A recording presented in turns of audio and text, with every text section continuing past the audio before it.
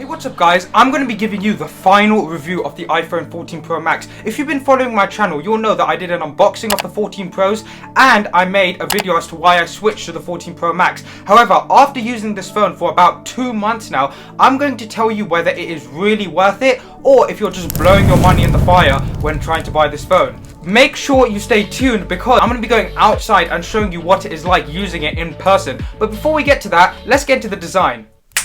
Right, so the design of the iPhone, it's basically the same design as the iPhone 12 Pro, the 13 Pro, and now the 14 Pro. Now, don't get me wrong, I do like the look of the iPhone, but I just feel like it's starting to get pretty boring. We need something new, something fresh. Shiny edges look really nice with that matte frosted black, especially in that space black color. That's my favorite one. But I have to say, it's starting to get boring now, and Apple need to change things up, especially if they're going to be deciding to add a 4th camera lens next year. I think they need to change that entire camera module, simply because it's starting to grow bigger and bigger and bigger. If you look at the difference from the 12 to the 13 to the 14 Pro, it's just grown even larger in scale. And so holding even the smaller iPhone 14 Pro, I found was very uncomfortable, which was a big reason for me going for the 14 Pro Max, just because those big camera lenses were just getting in the way of my finger when holding the phone.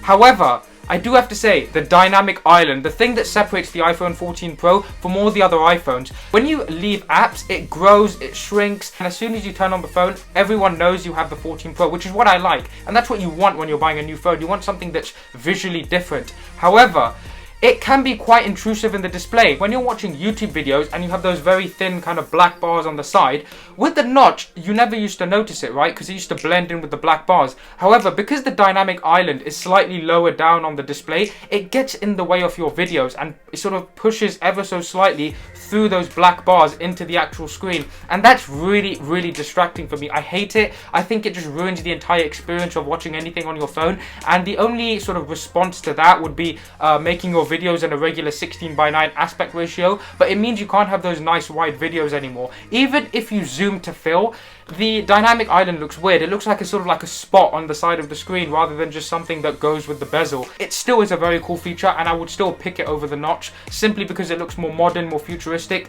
Even that sort of screen you get above the dynamic island, I think makes it look newer.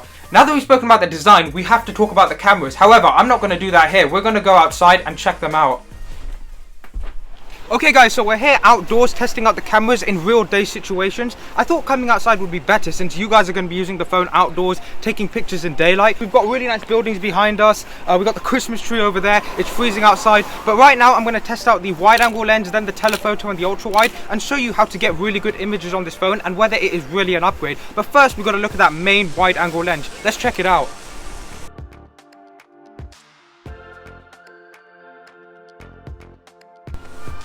Okay, so here we are in front of my subject, this really cool building. It's about sunset, so I think it will look really nice, and that will lead us on to some night photography. But for now, I'm going to take a quick image of this subject behind me with the regular 1x lens. So if I take a picture right now, I'm going to pop that up on the screen, but this is currently a regular image. It's not a 48 megapixel image that Apple's been marketing about the 14 Pro's cameras.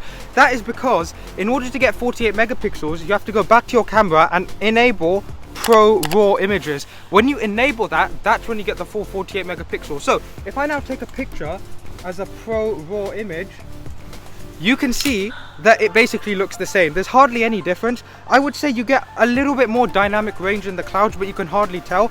And if you zoom into the image, that's where you see the real difference. Here, with the 48 megapixel image, you can see the bricks a little bit more clearly, a little bit more detail is taken because more data is collected. However, the 12 megapixel image, you can't really see those bricks as clearly if you zoom in. But then again, this doesn't really make that big of a difference. And that just goes to show that even though this 48 megapixel camera is being marketed so much, you can't even use it unless you access Pro RAW, and that means that it takes up to 73 megabytes of storage. A regular image takes up to 2 megabytes. I wouldn't recommend taking 48 megapixel images, but it is there if you need it. Guys, so I've had to change up the lighting right now because it's getting dark, it's raining, but 2x lens on the iPhone. The 2x lens, as you know, means you're zooming in and it uses the telephoto. However, on this phone, because we have 48 megapixels, I think the only advantage of that is when you shoot with 2x zooming in, you are no longer losing any quality on your images because it takes all those 48 megapixels, divides them up and gives you a 12 megapixel clear image. So if I shoot right now at 2x,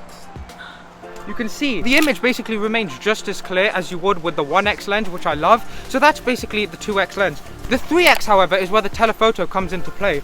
Here, as you can see, you do get to zoom in quite a bit, but you are starting to reduce the quality of the image. So I would personally recommend just shooting at 2x unless you want to get really close to your subjects.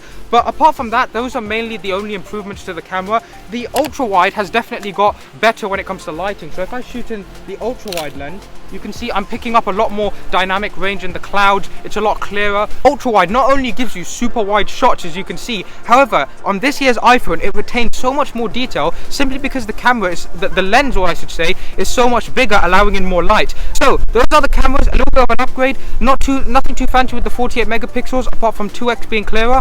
We do have to check out night shots now, but before that, let's have a quick look at action mode.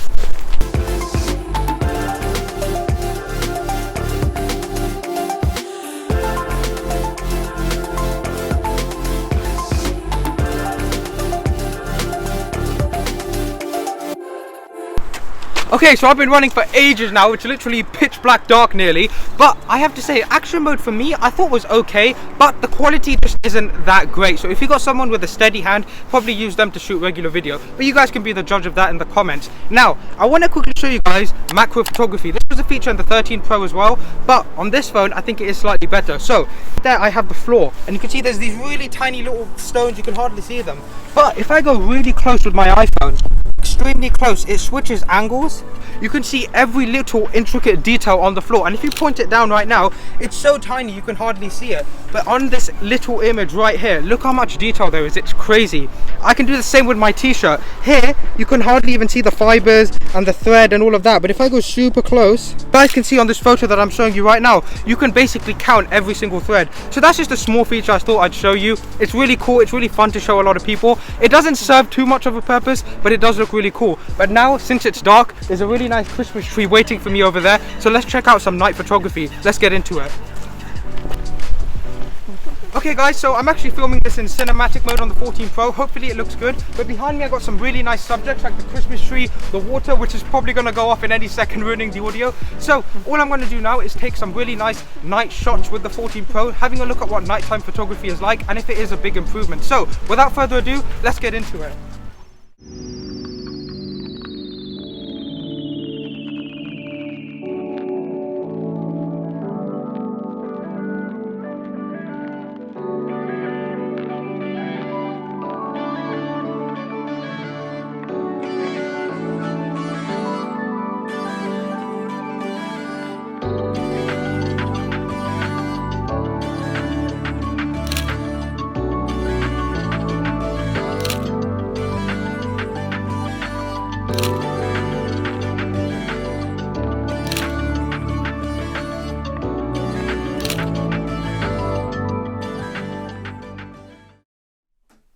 Okay, we are back after all that time checking out those cameras. I'm sure you like them just like I did, and the fact that I'm filming this entire video on this 14 Pro is pretty cool. But the battery life, this icon right here telling you everything about this phone. You can have the best screen, the best brightness, the best camera, but if you can't do all of that throughout the day, there's absolutely no point of buying the phone. The 14 Pro Max has a very good battery life, and if you want more specifics as to how long the battery lasts and why I switched from the regular 14 Pro to the 14 Pro Max, do click up there because that video will give you specifics, advantages of the bigger phone over the smaller one, so do check that out after this video.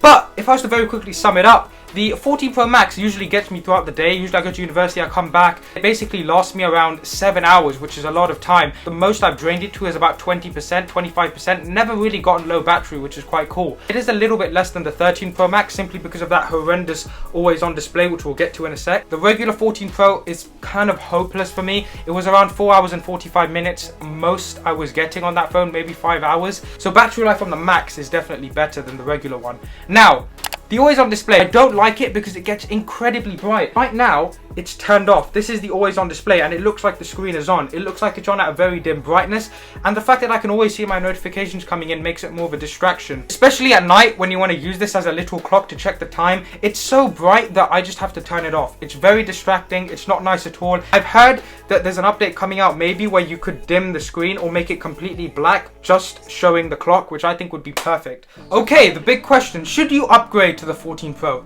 I believe that if you have the 12 Pro or 13 Pro, and after 2 months of using it myself, it's not really worth it. It's like the same design, which is just as good for you 12 Pro and 13 Pro users.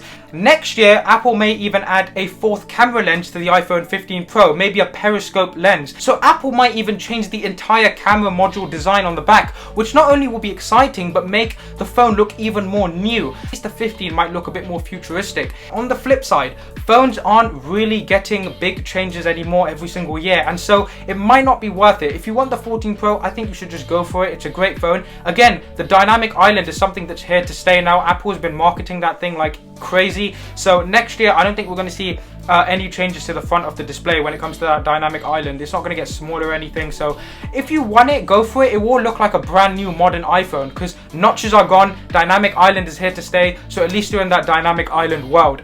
Okay, so that brings us to the end of the iPhone chapter. It's funny how using this phone after 2 months really changes your perspective about it, and it is a really cool phone but has a lot of those pros and cons. If you enjoyed the video and you want to see more videos like this on something like the Google Pixel 7 Pro or the Galaxy Z Fold, let me know because I'll get those phones in and get those videos done. Speaking of this year, the holiday season is just around the corner and I'm going to be releasing a bunch of holiday tech gift guides, bunch of tech gifts you can give to a bunch of people. So stay tuned for that, turn on the notifications, subscribe to the channel and like this video, smash the like button, and I'll see you guys in the next one. Goodbye.